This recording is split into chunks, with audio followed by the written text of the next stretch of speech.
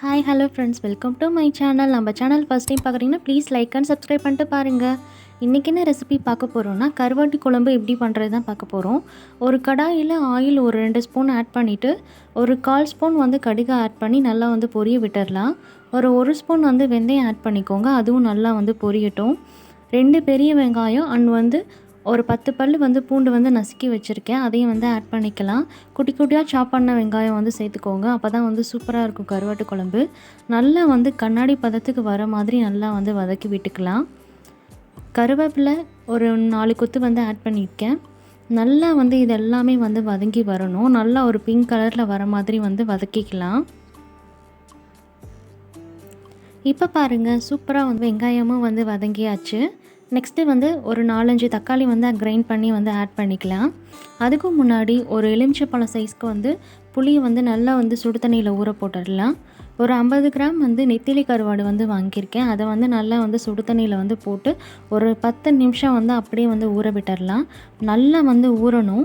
ஊறினதுக்கப்புறம் ஒரு 2-3 வாஷ்க்கு அப்புறம் நல்லா வந்து கழுவி வந்து தனியாக ஒரு பிளேட்டில் வந்து எடுத்து வச்சுக்கணும்.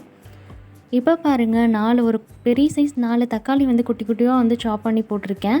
நெக்ஸ்ட்டு தேவையான அளவு உப்பு அண்ட் 1/4 ஸ்பூன் மஞ்சள் தூள் ஆட் பண்ணி நல்லா வந்து வதக்க விட்டுக்கலாம். தக்காளி வந்து நல்லா வந்து வதங்கி சுருங்கி வரணும். அந்த அளவுக்கு நல்லா வந்ததும் ஒரு 2 ஸ்பூன் வந்து மிளகாய் தூள் வந்து ஆட் பண்ணிக்கிறேன். நெக்ஸ்ட்டு வந்து தேங்காயை வந்து கொஞ்சமாக திருவி வந்து ஆட் பண்ணியிருக்கேன். ஒரு 2 சில் வந்து நீங்கள் அடித்து திருவி வந்து தேங்காய் பாலாக வந்து சேர்த்துக்கிறதுனாலும் சேர்த்துக்கலாம், இல்லை அரைச்சி வந்து அப்படியே வந்து சேர்த்துக்கிறதுனாலும் சேர்த்துக்கலாம். நான் தேங்காய் பாலாக வந்து சேர்த்துக்கிட்டேன். இதை நல்லா வந்து ஒரு கொதி வந்து மூடி போட்டு வேக வச்சதுக்கப்புறம் நம்ம ஒரு லெமன் சைஸ் வந்து புளி வந்து ஊற வச்சுருந்தோம்ல, அதையும் நல்லா வந்து கரைச்சி அந்த ஆட் பண்ணி ஒரு கொதி வந்து விட்டுடலாம். நல்லா வந்து எண்ணெய் வந்து பிரிஞ்சு வர வரைக்கும் நல்லா வந்து கொதிக்க விட்டுடலாம்.